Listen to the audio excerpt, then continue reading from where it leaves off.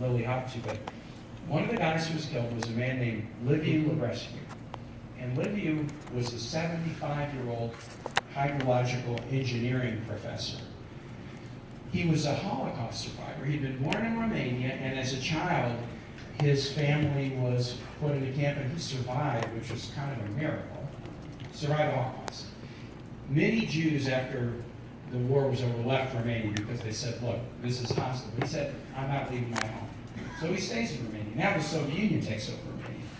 He would join the Communist Party, and he was Jewish. And so they were down on him for being a Jew and down on him for not joining the Communist Party. So he had a PhD. He was teaching at the university in Bucharest. They wouldn't let him travel to conferences. Then they wouldn't let him publish. And then they wouldn't let him teach. But eventually he figures out a way to emigrate to Israel. So by now, he's probably 40 years old. He's survived the Holocaust, and he survived the Soviet Union takeover of Romania. In 1985, he gets a one-year visiting professorship at Virginia Tech. He goes for 1 year, and he so loves Blacksburg, Virginia, that he stays for 22 years on a succession of one-year appointments. The day of the shooting at Virginia Tech, he was teaching a class.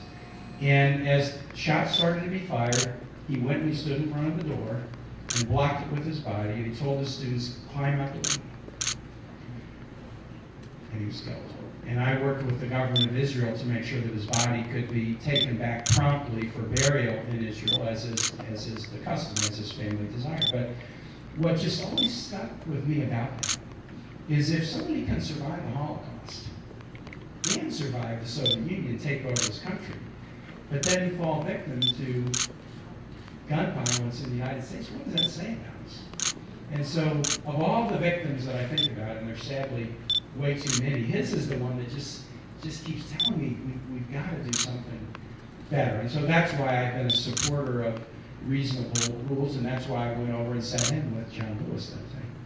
Let's see, I have right here in the very corner.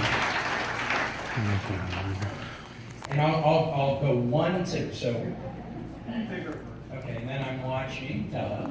Okay, I'm going to go to these two. And then